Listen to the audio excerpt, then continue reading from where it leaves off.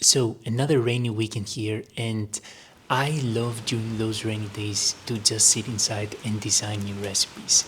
And today's recipe is something that I'm very passionate about, making something with the least ingredients possible. So today we're gonna make actually a lip balm. And lip balms are amazing. It's one of those things that you can probably make with the ingredients you already have at home and you don't need anything extra. So we're gonna go ahead and make a lip balm. And remember, one of the biggest pain points that I see people having with making their own soap or their own skincare at home is ingredient selection overwhelm. Basically, when you go online, different websites, different suppliers, different videos, different blogs, and they all have different ingredients and you feel the need to buy all of them. Raise your hand if you feel like this, because I have wasted a lot of money on ingredients that add no value to my products. So I found the passion to actually make skincare products with the least ingredients possible, and that's what I've been doing across soap, face creams, hand creams, foot creams, lip balms, deodorants, shampoo, conditioner bars, and so on. And if you want a free PDF that shows you the system on how to make 6 completely unique skincare products with only 7 ingredients, then remember to comment, Perry, I want the system, and I will send to you as soon as I see your comment. Without further ado, let's get down to this video. Here are 3 ingredients that we're gonna use to make the most functional and simple lip balm recipe out there. Number 1, beeswax. And beeswax is a very unique ingredient because not only does it have nutrients that protect your lips, but most importantly, it will add structure to our whole lip balm. Number 2 is olive oil. And here I'm gonna use olive oil because it's a very common oil and most people have olive oil into their home.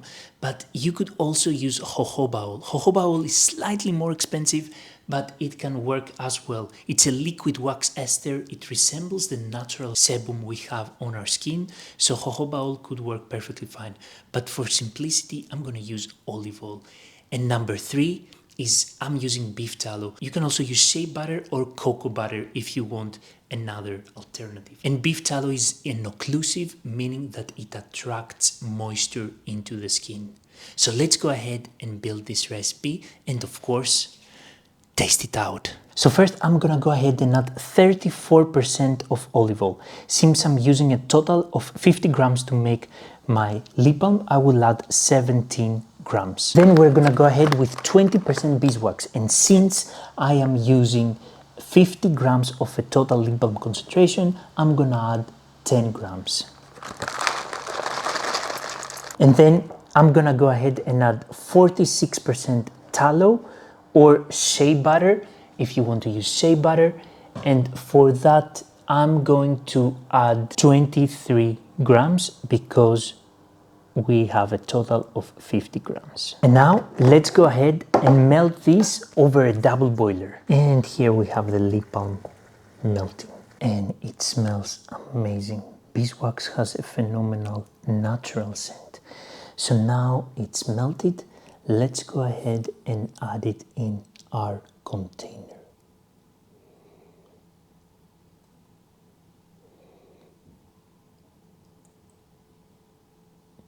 And now we have to let it solidify before we use it, and I like to place it in the fridge, and the reason I'm doing that is because placing it in the fridge prevents any crystallization. There is nothing dangerous about having some crystals in your lip balm, it's just that it feels a bit grainy and a bit weird when you apply it on your lips. So I prefer placing it in the fridge to avoid crystal formation. Our lip balm is now ready, so let's go ahead and try it.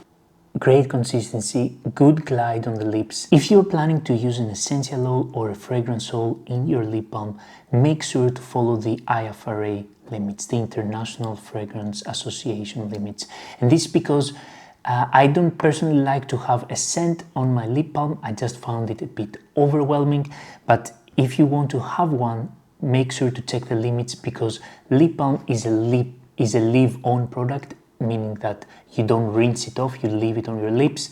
Lips are quite sensitive, of course, they're not, as tolerant as your hands or other parts of your body.